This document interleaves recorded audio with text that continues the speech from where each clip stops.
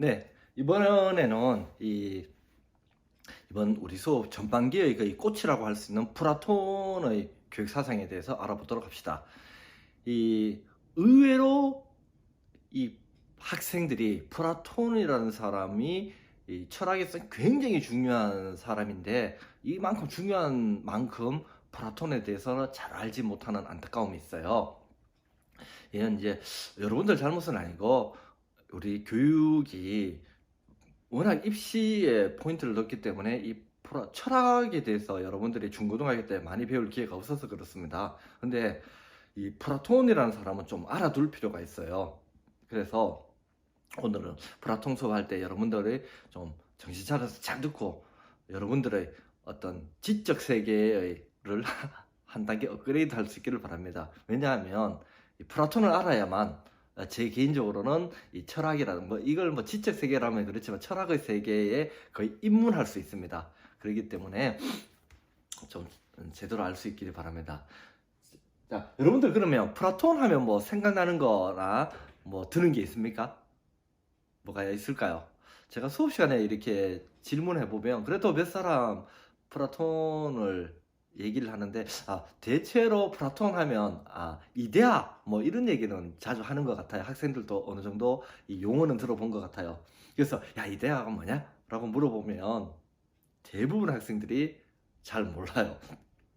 좀 어슴푸레하게 아는데 그거는 정확하다고 할 수 없어요. 명확하게 알아야만 되겠죠. 어. 그리고 뭐 그건 이제 우리가 수업에서 하면 되는 것이고, 이제 해보면 일반적으로 플라톤 하면 뭘로 유명하냐 하면, 일단 이거 한번 봅시다. 플라톤은 서양 철학의 아버지다, 뭐 이렇게 우리가 알고 있습니다. 유명합니다. 그러니까 이 서양 철학에서 플라톤이 거의 원조다라고 할 수 있어요. 그리고 뭐 에머슨 이런 사람은 플라톤은 철학이요, 철학은 플라톤이다, 뭐 이런 식으로 얘기를 하는 사람이 있고, 또 뭐 이 화이트헤드라는 사람은 이런 얘기까지 합니다. 2000년 서양 철학사는 플라톤의 각주의 연속이다. 각주가 뭔지 아세요? 각주? 각주라는 것은 한번 보면 이런 책이 있을 때, 이런 책에 보면 여기도 있네요. 여기 보면 여기 본문에는 여기 번호를 하나 이렇게 붙여놓고 이렇게 줄 그어서 부연 설명해 둔 거 있죠. 이것을 각주라고 합니다. 그러니까 2000년 서양 철학사가 플라톤의 각주의 연속이라는 말은 이제 모든 철학이 그 플라톤에서 뿌리 뻗어 나왔다, 이렇게 얘기할 수 있다는 거예요. 그 원조는 플라톤이고, 뭐 쉽게 말하면 플라톤을 이어받으려는 이런 흐름과 플라톤을 이제 극복하거나 하려는 이런 이제 흐름들이 2000년 서양 철학사로 대부분이었다, 이렇게도 과언이 아니라는 겁니다. 자, 그러면 우리가 플라톤을 이제 본격적으로 할 때 뭐부터 시작하면 좋을까요? 플라톤이라고 하면, 자, 이거부터 시작하면 좋겠습니다. 서양적 세계관, 동양적 세계관, 이 구분부터 한번 시작을 해보면 좋겠습니다. 혹시 여러분들 세계관이 뭔지 말할 수 있을까요? 세계관이 뭡니까? 세계관. 서양적 세계관, 동양적 세계관이라는 것은 쉽게 말하면 서양 사람이 보는 세계관과 동양 사람이 세상을 보는 관점이 약간 다르다라고 할 수 있다는 거예요. 세상을 보는 방식, 관점, 뭐 생각의 틀, 뭐 이런 것들을 세계관이라고 할 수 있어요. 다르다는 거예요. 우리가 여러분들 이런 말 들어보셨죠? 야, 참 보통 외모를 가지고도 하기도 해요. 야, 서구적 미인이다, 뭐 동양적 미인이다, 뭐 이런 거 들어보셨죠? 보통 뭐 외모를 가지고 이렇게 하기도 하지, 구분하기도 하지만 생각하는 사고방식, 이런 걸 가지고 야, 서구적 사고방식을 가졌다, 동양적 사고방식을 가졌다, 뭐 이런 얘기를 하거든요. 무슨 차이가 있을까요? 뭐 수업 시간에는 제가 뭐 또 학생들한테 질문하고 하면 좋은데 좀 그럴 수가 없다는 게 참 안타깝네요. 또 저 혼자 다 해야 되네요. 보통 우리가 그런데 이 서구적 세계관, 동양적 세계관의 차이를 이런 식으로 차이를 낼 수 있어요. 이원론적 세계관과 이론론적 세계관, 이 차이를 가지고 할 수 있는데, 서양적 사고방식은 이원론적 세계관이다. 동양적 사고방식은 사실은 이론론이라는 말은 잘 없어요, 오히려. 근데 이제 좀 적절한 용어가 찾기가 어려워서 그냥 이원론 아니다 이렇게 하면 제일 좋은데, 이론론이다 라고 하니까 그것도 제가 보기엔 좀 이상하긴 해요. 적어도 이거는 이제 빼고 서양적 세계관은 이원론적 세계관을 가졌다 라는 건 기억해 두시면 좋아요. 이원론이라는 말은 굉장히 많이 씁니다. 뭐 여러분들 이분법 이런 말도 쓰기도 하는데, 이원론이라는 말은 굉장히 유명한 거니까 좀 알아두면 좋습니다. 이원론 하면 이자 할 때 두 이자를 씁니다. 원자는 근원원을 씁니다. 그러니까 근원을 두 개로 본다 이렇게 보면 이제 원래 용어에 적합합니다. 근원을 두 개다. 이게 무슨 말이냐면, 우리가 살다 보면 서로 상반되는 가치들이 있잖아요. 예를 들면 이런 거죠. 한번 볼까요? 뭐 선이 있으면 악이 있다. 영혼이 있으면 육체가 있다. 정신이 있으면 신체. 뭐 이론이 있으면 이성이 있으면 감성. 사고가 있으면 감각. 뭐 이론이 있으면 실천. 이런 것들을 보세요. 이런 것들은 서로 이렇게 상반되는 가치잖아요. 그죠? 이때 이원론 하면 일단은 이런 뭐 서로 상반되는 가치를 일단 어떻게 한다? 네, 뚜렷하게 구분한다. 뚜렷하게 구분하고, 이 둘은 섞일 수 있다, 통합될 수 있다, 없다? 없다. 서로 극명하게 대립되는 어떤 관점이다. 이렇게 보는 게 일단 이원론의 기본이라고 할 수 있어요. 그리고 이원론의 정확한 의미는 그렇게 구분하고 난 뒤에 이쪽이 근원이다, 본질이다, 또는 이쪽이 근원이다, 이렇게 보는 용어가 원래 이원론인데, 보통 전통적인 이원론 또는 서양 철학에서의 이원론이라고 할 때는 일단 이 둘을 뚜렷하게 구분하고 마치 물과 기름처럼 섞일 수 없는 이런 관계로 보고 난 후에 어느 쪽이 우월하다, 원조다, 근원이다, 네, 이 왼쪽에 있는 측면, 이게 근원이다, 이렇게 보는 게 서양적 사고방식의 이원론이라고 할 수 있어요. 그게 이런 거죠. 뭐 다는 물론 아닙니다. 예를 들면 서양 사람들은 내가 선이기 때문에 상대는 뭐다? 네, 악의 축이다. 그리고 선과 악은 대립할 수 있다, 없다? 없다. 그리고 선의 이름으로 악을 무찔러서 없애야 된다. 빛은 어둠을 물리쳐야 된다. 이런 관점이 전통적인 이원론이라고 할 수 있다는 거예요. 그래서 보면 뭐 육체보다는 영혼, 뭐 감성보다는 이성. 저번에 제가 이성 이야기했죠. 그리고 감성보다는 이성, 그리고 감각보다는 사고, 실천보다는 이론을 더 중시하는 관점을 전통적인 이원론이라고 할 수 있는데, 그 원조가 바로 누구다? 네, 바로 우리가 오늘 배울 플라톤이 그 원조라는 거예요. 그러니까 이 플라톤의 이런 이원론적 사고방식이 2000년 서양 철학의 정신을 이끌어왔다, 이렇게 해도 과언이 아닐 정도로 이 플라톤이 중요하다는 거예요. 그러니까 이제 플라톤을 알면은 뭐 다는 아니겠지만 서양 사람들의 저런 사고방식을 왜 그렇게 형성되었는지를 우리가 이해할 수 있다는 겁니다. 굉장히 중요하죠. 여러분도 혹시 이런 말 들어보셨나요? 플라토닉 러브 들어보셨나요? 사랑인데 무슨 사랑? 네, 정신적인 사랑. 어떤 사랑 말고 육체적이고 신체적인 사랑 말고 정신적인 사랑을 할 때 플라토닉 러브 이런 말을 쓰잖아요. 그러니까 막 육체적인 이런 사랑보다는 정신적인 사랑이 고결하고 더 우월하다, 이렇게 보는 거죠. 아니 이제 제가 이제 수업 시간에 학생들한테 이렇게 남자친구가 오빠가 손잡으려면 오빠 이러지 마세요. 저는 오빠랑 오직 무슨 사랑과 플라토닉 러브만 하고 싶어. 이렇게 하면 알게 모르게 우리도 플라톤적인 이원론에 살다 상당히 길들여져 있다, 이렇게 할 수 있다는 거예요. 알겠죠? 반면 동양에서는 좀 그렇지 않아요. 동양에서는 일단 이 둘을 뚜렷하게 구분하기보다는 이 둘의 관계를 어떻게 서로 어우러지게 이렇게 보는 관점, 이게 동양 사람의 사고방식이라는 거예요. 예를 들면 여기 이제 이 그림 어디서 많이 봤죠? 이거 어디서 많이 봤어요? 태극기에서 봤죠? 사실은 제가 이 강의실이면 이제 이쯤 하고 난 뒤에 학생들을 불러요. 불러서 야 태극기 한번 그려봐. 거의 잘 제대로 못 그려요. 여러분들 솔직히 지금 태극기 한번 안 보고 그려보세요. 자, 태극기 그려보세요.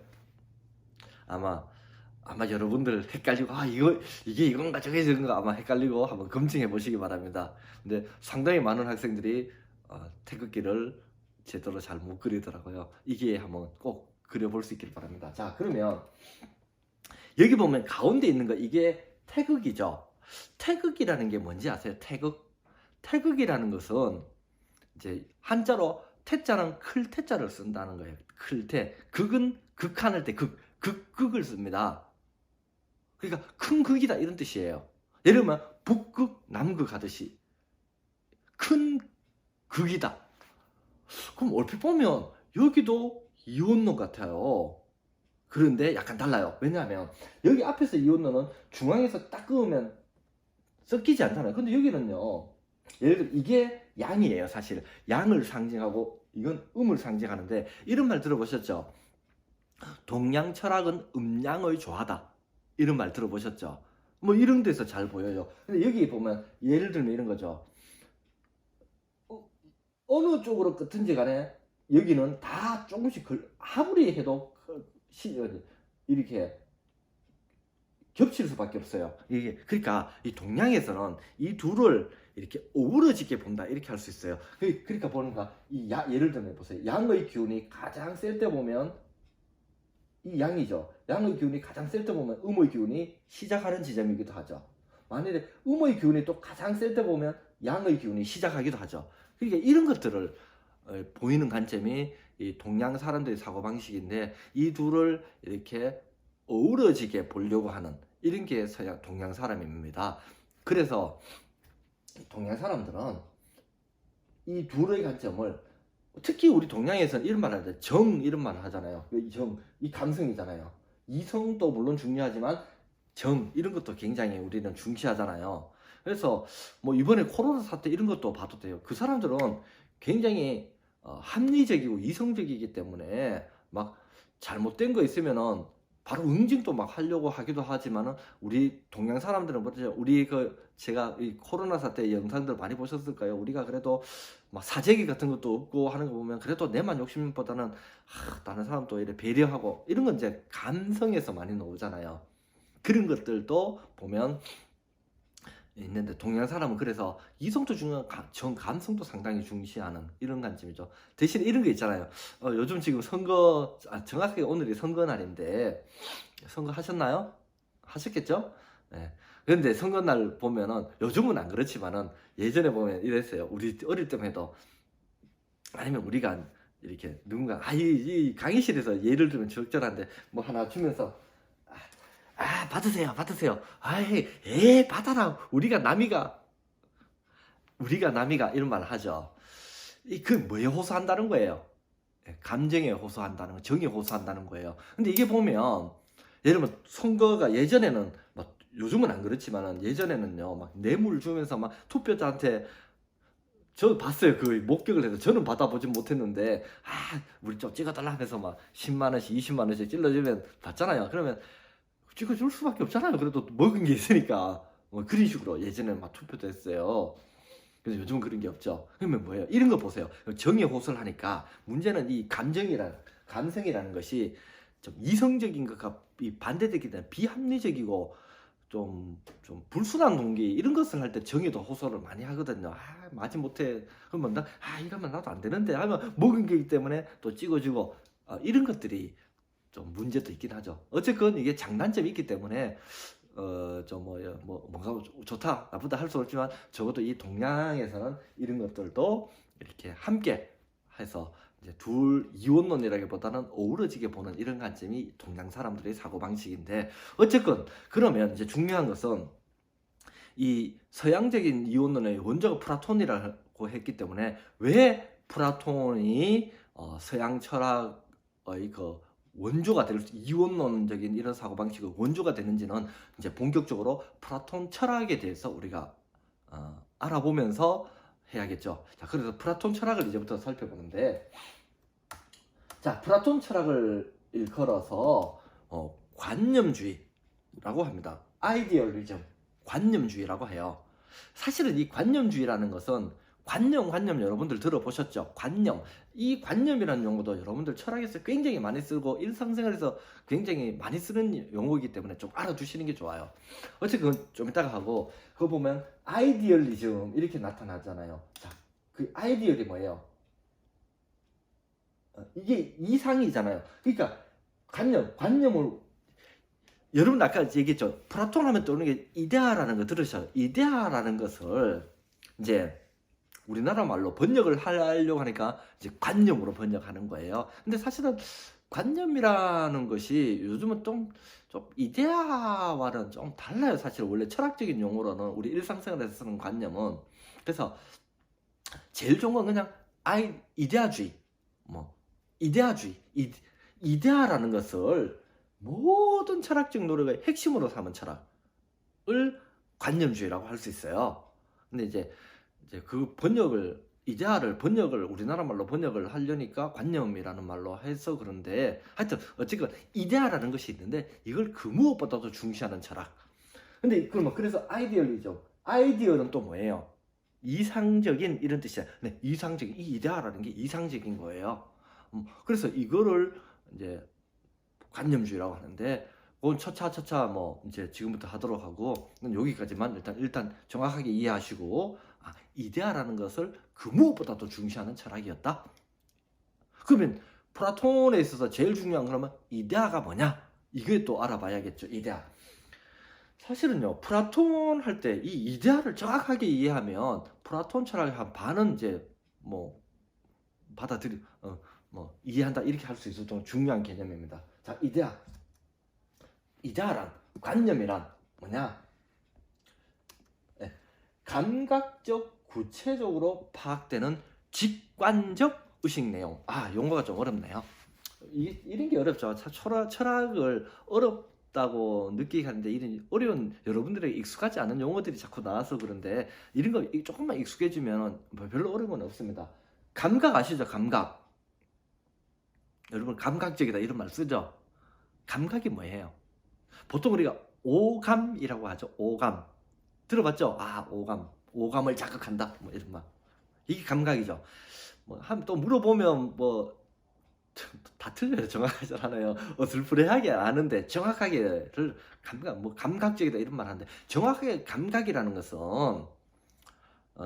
우리가 외부로부터의 어떤 정보를 받아들이는 것을 감각하다 이런 말을 씁니다. 센스라고 쓰는데, 그러면 이제 오감하면 그 5가지 감각이 있다는 거예요. 정보를 받아들이는 5가지 감각이 있다는 거예요. 그래서 감각기관이라고 하는데, 오감하면 뭔지는 아시죠? 뭐 있냐면 시각, 청각, 후각, 촉각, 미각, 이렇게 5가지 감각을 오감이라는데, 이런 것들을 눈을 감각기관이라고 합니다. 감각하는 기관, 외부로부터 정보, 지금 아름답다, 꽃이 예쁘다, 이런 것들을 이렇게 이 눈을 통해서 받아들이잖아요. 그리고 딱딱하다, 차갑다, 이것도 촉각에 의해서 감각하잖아요. 맛있는 걸 때 맛있다, 뭐 맛없다 이런 거 감각하잖아요. 이런 정보들을 예의 정보를 제가 이 촉각을 통해서 이걸 감각한다는 거죠. 이건 아시겠죠? 구체적으로 파악되는 직관. 직관이라는 용어가 좀 어렵네요. 직관이 뭐예요? 직관. 이 직관이 뭘까요? 이게 여러분들이 또 익숙하지 않은 용어죠. 그러면 비슷하게 직감이라는 말은 들어보셨나요? 직감은 들어보셨죠? 먼저 제가 그냥 칠판을 설치할 수도 있지만은, 이거 몇 개 안 하는데 칠판을 설치하기도 그렇고 복잡해서, 이 직감이라는 말을 이제 요거 좀 맞서 볼게요. 직감이라는 걸 보면 요게 감각이에요. 감각. 그런데 철학에서 직자를 쓰는 것은 뭐냐면은 감각하기는 하는데 직감이라는 것은 감각기관을 매개하지 않고 다이렉트로 바로 감각한다라는 뜻입니다. 그래서 직감이라는 것은 여자의 직감, 나의 직감. 그 직감이 뭐냐면 학생들이 그건 알아요. 촉 들어봤죠? 촉. 네, 촉이 있다 이런 거 있잖아요. 촉이 뭐예요? 느낌? 그냥 턱 느끼는 거, 느낌으로서 감각하는 것을 직감이라고 하죠. 그런데 그러면 이제 그래서 직감을 이렇게 얘기해요. 우리에게는 오감 말고 하나의 감각이 더 있다. 육감, 6번째 감각이 있다. 식스센스. 이게 직감이라고 해요. 턱 느낌. 딱 보고 지금 귀신이 왔나? 식스센스라는 영화도 있거든요. 한번 보세요. 그게 반전의 대명사 영화인데 혹시 한번 안 봤다면 지금 넷플릭스나 검색해서 한번 보세요. 아주 재밌어요. 이걸 거기 반전의 대명사 식스센스 육감이라고 하죠. 6번째 감각. 자, 그러면 직관은 뭘까요? 그러면 직관은 이제 관자는 본다거든요. 보긴 보는데 눈을 사용하지 않고 본다. 이게 뭘까요? 그러니까 퍽 알아차린다 이렇게 뜻하면 돼요. 바로 알아차린다. 관자는 볼관자를 쓰거든요. 바로 본다 이런 뜻인데 말 그대로는 바로 본다는 건데 눈을 사용하지 않고 바로 본다. 이게 뭐냐 하면 예를 들어 봅시다. 여러분들이 펼쳐진 우산을 한번 머릿속에 그려보세요. 그려집니까? 그려지죠? 그리고 우산은 뭐 할 때 쓴다? 비 올 때 쓴다. 바로 알죠? 그게 우산의 관념 이데아라는 거죠. 한번 그려보자면 이렇게 우산하면 제가 지금 이렇게밖에 그릴 수 없다는 걸 이해해 주시기 바랍니다. 여러분들 머릿속에 이렇게 그림으로 이렇게 떠오르는 우산의 이미지. 예를 여러분들이 좋아하는 오빠를 머릿속에 떠올려 얼굴 기억하잖아요. 그런 것처럼 눈으로는 안 보지만 머릿속에 이렇게 그려지잖아요. 그게 그래서 이 위에 거와 같은 것을 가지고 감각적으로 파악되는 직관적인, 물론 이때 감각은 눈에 보이는 감각이 머릿속에 감각적으로 그려지는, 그리고 직관 바로 이렇게 떠오르는 그거를 오빠 지금 이미지 떠올려 보세요. 그게 바로 오빠의 관념이라고 할 수 있다는 거죠. 감각적으로 떠오르는 직관적 의식 내용이라고 할 수 있다는 거죠. 그 다음 비 올 때 쓰는 거, 이걸 바로 알잖아요. 구체적으로 파악되는 직관적 의식 내용. 자, 이게 바로 우산의 이데아, 관념이라고 할 수 있다는 거죠. 한 번 더 그림을 다시 그려볼까요? 그럼 사과를 한번 예로 들어봅시다. 사과. 자, 이쪽으로 좀 와서, 자, 사과 떠올릴 수 있습니까? 이게 뭐예요? 사과죠. 바로 아시네요. 이게 사과입니다. 자, 또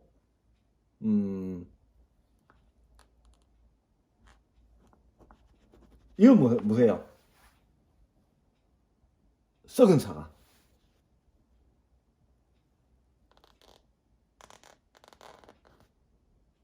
이건요, 애플 아닙니다. 이거는 마이크로소프트의 그 애플이 아니라 이거는 한입 베어 물건 사과. 이건요, 칼로 쭉 자른 사과. 어때요? 이게 다 사과죠? 자, 이거 다 사과죠? 이게 다 사과지만은 약간 다르죠? 이 다 다르죠? 이 다르지만은 그래도 이런 걸 다 사과로 한다면은 우리는 이런 게 있다는 거야. 이게 지금 여기 보시면 이게 서로 다르지만은 그래도 이런 게 사과지라고 할 수 있기 위해서는 여러분들이 이런 게 사과다라는 이런 것들이 있기 때문에, 이게 먼저 있기 때문에 이걸 보고 사과다라고 할 수 있다는 거예요. 자, 여기서 보면, 자, 이 그림에서 보면 요렇게 지금 제가 요렇게 썼는 거 있어요. 이거는 직접 사과 하나 가지고 오겠습니다. 잠깐만 기다리세요. 네, 사과를 가지고 왔습니다. 자, 사과를 봅시다. 자, 이게 아주 예쁜 사과. 요거는 약간 벌레 먹은 사과. 자, 이거는 한 입 베어 먹은 사과. 누가 베어 먹었을까요? 아무튼, 자, 이렇게처럼 금방처럼 이 다 사과다라는 거예요. 예쁜 사과, 벌레 먹은 사과, 뭐 한 입 빼어 먹은 사과, 자르는 사과, 이런 다 사과인데 이런 걸 다 그래도 다 사과라고 얘기하잖아요. 그러면 서로 모양은 어때요? 다 다르잖아요. 그래도 이런 걸 다 사과라고 하기 위해서는 이런 게 사과지라는 가장 이상적인 사과가 있다는 거예요. 그게 바로 사과의 뭐라고요? 네, 이데아 관념이라는 거죠. 이해됩니까? 자, 그러면 이 사과의 이상적인 사과가 있다고 할 때, 자, 이렇게 생기는 거, 이런 사과는 어떤 사과? 네,